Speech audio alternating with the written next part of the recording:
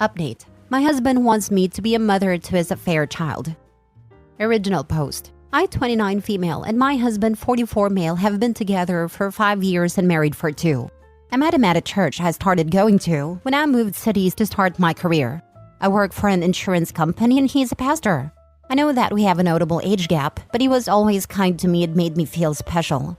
Anyhow, a week ago he came home and told me we needed to talk. He told me through tears that he had been having an affair with one of our community members, 34 female, and that she had been pregnant with twins. She had gone into labor, but she and one of the twins died and the other is in the NICU. He said we needed to step up and that he wants me to turn my office into a nursery and set up a cot in the room so we can take turns.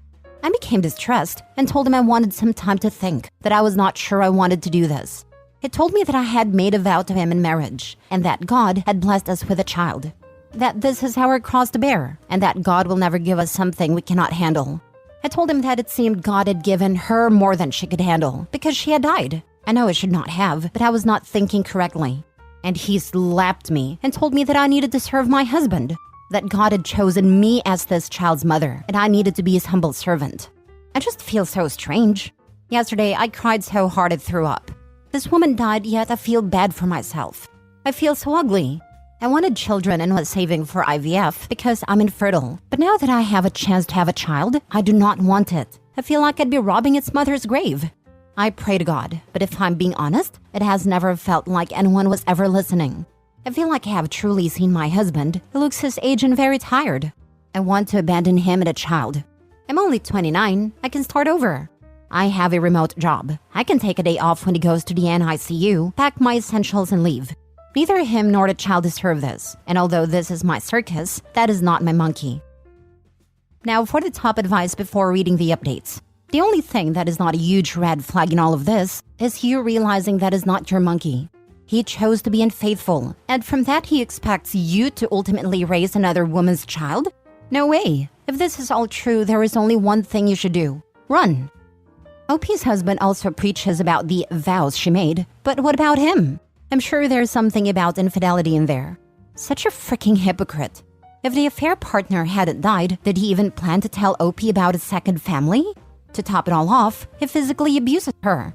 OP, run from this POS. You know what you need to do and what you want to do. Take a deep breath and run. He's manipulating you with your religion. Don't let him do this. Do not let him take this away. I'm gonna guess that this pastor who beats his wife skipped over the vows about monogamy and faithfulness. I hope she lets the rest of his congregation know what he did before she leaves. Otherwise, he'll probably spread horrendous lies about her deserting him. It sounds like he's kind of preying on his congregation, to be honest. He has already slept with at least 2 of the women, both at least 10 years younger than him, and OP still fairly new. I wonder how often he does stuff like this to vulnerable women, because I highly doubt this was the only second time. Girl, you better love yourself to leave. That's the hard part. I always have felt like I was never on anyone's radar and just being their back burner. It made me feel special and loved, but this last week I feel like I've seen past that. Although I was old enough to decide to be an age gap relationship, I feel like he had no business with being someone my age. I'm 29 now, and I would feel wrong being with someone 24. I spent my whole life accepting second best, and now that one person who put me first has now put me last, I feel like I just see it all now. I feel used. Queen, you are 29 years old, with your whole life ahead of you. Not a person in this thread is wondering how he got this desperate man. They're all wondering how he got a catch like you. Forget being on someone else's radar. You are steering your own ship and have your own radar. You don't need to be on a back burner. You are your own fire. You have a career. You had the strength to move once and build a life. You can do anything. Just make sure it's the right thing for you, not someone else disguising their own sins or yours. Now for the first update. I just want to thank you all for the support. I'm still processing this all, and I just need a little time. I don't feel unsafe, just in love, just not enough. My husband did apologize for slapping me and continues to express regret. But he can't take it back, just as he cannot take back impregnating another woman, which ultimately killed her. I'm just feeling so disillusioned with my whole life right now. I know I should leave. I know that there is a world out there that will not treat me like this, but I'm scared of change. I'm working on a plan to leave and getting my ducks in a row for when I'm ready to go, but I am not sure when I would leave if I choose to. Many expressed that I should make a report to the police about him slapping me, and they're probably right, but that would likely cause me more problems than it would be worth. If I leave, it might make him want to contest the divorce more, and if I stay, it would cause more tension. I've been working on my left hook though, because I won't let him get away with it again. I'm not violent myself, but I'm down for a tussle, because although I'm hurt, I'm angry. I'm not sure if there will be an update because I'm still unsure. I can make all the plans in the world, but the changes scares me almost as much as bending to his will. I've been praying about it, but I see no clear answers nor guidance. I don't know. Funny thing, I'm jealous of the people saying that this is fake. It's like I want my life to be like it was 2 weeks ago. I could read a crazy story on the internet and think, wow, that's crazy. Seems kind of fake. And keep scrolling and go about my life. Only I can't scroll away in real life, because that's just not how life works. I don't owe anyone proof of my life tragedies, least of all strangers on the internet whom I will never meet. But I do thank all who have given support.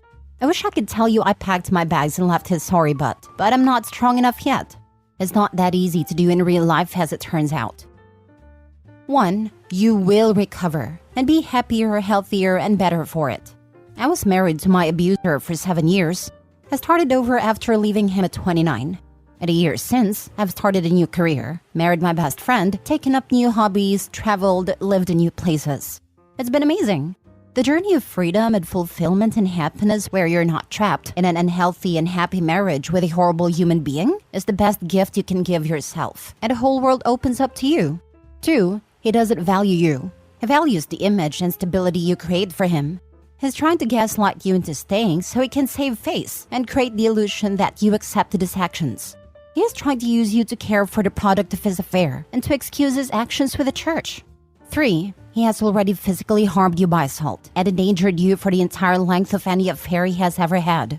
You need to get tested now and again in about 6 months. 4. Physical abuse only ever escalates.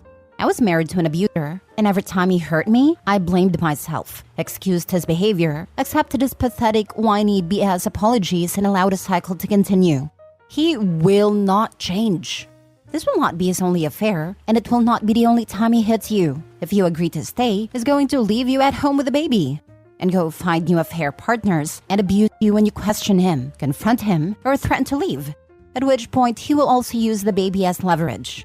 Please do not give him the opportunity to do these things. 5. Move out. Take the stuff that matters to you and go start over. Family or friend you've been meaning to visit? That's a great destination to start with. 6. He's a bad person. Full stop. He is an abuser. Do not allow him to cajole or convince otherwise. He is physically and sexually and emotionally abusive. He is a cheater and had no intentions to stop. He had every intention of keeping both of you for as long as possible.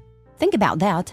He didn't come clean when she got pregnant. She got far enough along for viable babies, and he's trying to get you to raise them.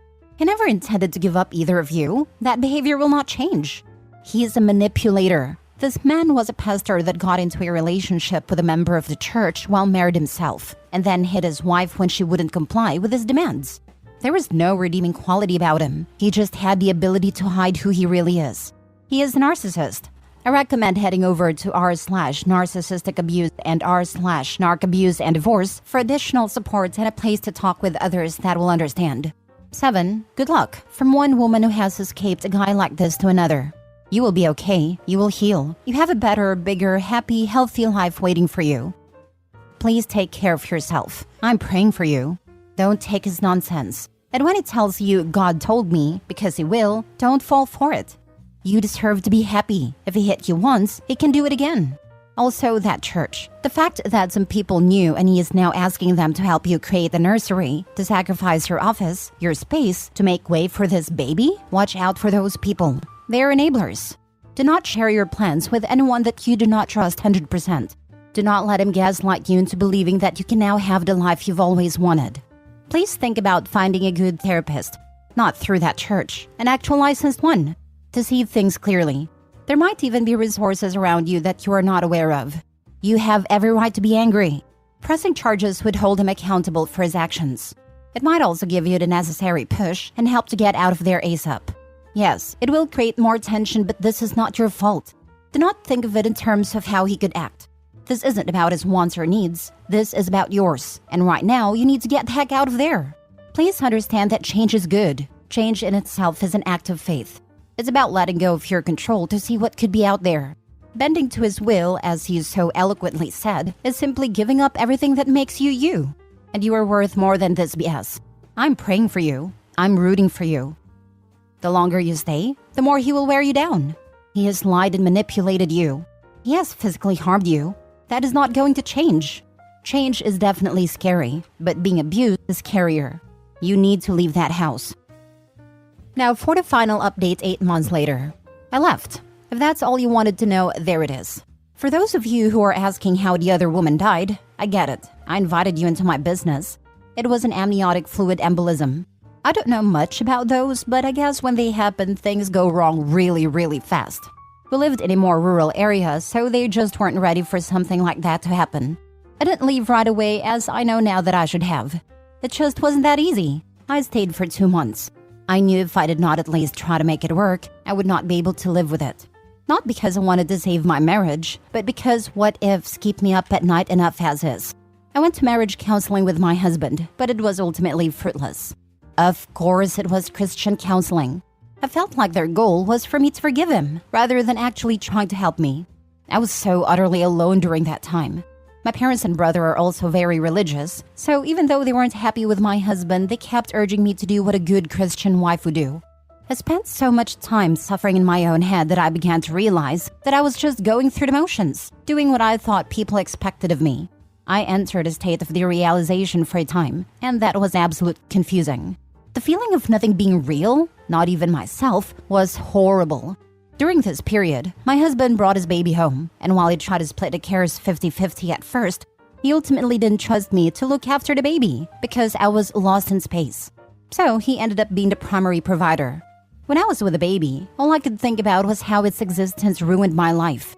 It would look at me with big blue eyes, and I would just wish it would disappear. I would actively spend time resenting a baby. There was a time when I was thinking to myself and wished it would stop breathing. That was when I knew that I needed to leave. I was blaming a baby and wishing ill upon it, and that was not okay to do. I don't remember much about this time besides that. It's mostly a blur otherwise. I sought services through my work to talk to a therapist, and I eventually came back to earth. She helped me make a plan. At no point did I fear my husband. I truly believed his slap was a one-off event. However, screw him. He doesn't deserve closure. So on a night he had a long Bible study, and he always took his baby with him because he didn't trust me, I packed my essentials and dipped. I met him pretty quickly after college, so I did not have much to take as far as furnishings. I fit everything I wanted in 3 suitcases and 4 moving boxes. It all fit into my SUV after some mediocre Tetris skills.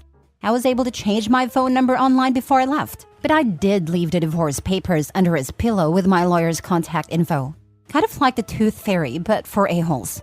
I was the breadwinner, and in my state, we were not married long enough for me to pay spousal maintenance. At least that is what my lawyer said.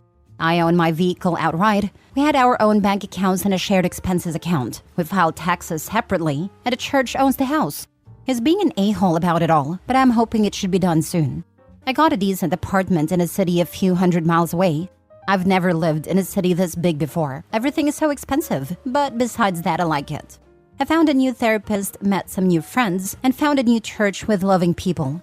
I still have my days, but for the most part, I'm content. I think it will always hurt on some level, but I'm working on taking my power back. I turn 30 next month, and I am hopeful it will be the start of my best decade yet. Good. You deserve better. Good luck. God, I'm so sorry, but happy that you're in a safe place. You did well for yourself and your mental health. None of this is your fault. It's all his. Happy you're healthy. I hope you stay happy. Nobody needs to raise a child of their partner's affair. You did the right thing for you.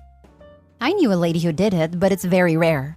Way back in the 80s, a lady I worked with, her daughter was a teenager. She was in a miserable marriage. She was raised super fundy and married at like 18 or 19, and just couldn't contemplate divorce. It terrified her.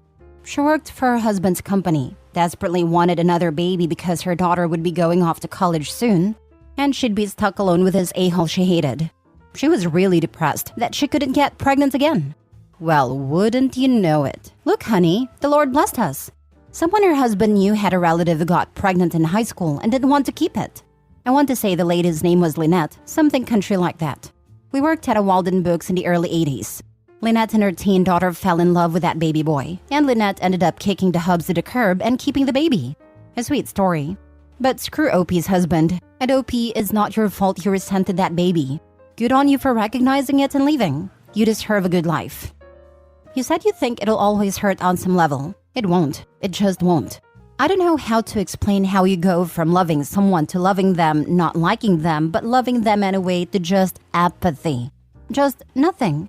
It's like the world reabsorbs that love. It just evaporates. And it is gone and no longer the burden that loving a narcissist truly is. Look, I just read all your story and it's horrible. I'm sorry you've been through this hurtful ordeal. But thankful to be on the outside now. I know that better days are ahead. Your ex? That dude has zero capacity for love. Zero. He used his baby to try to manipulate you. Score that on a parent report card. He's trash. Be thankful that love evaporates. He doesn't deserve it, and neither do you. I wish you the very best. You'll be fine.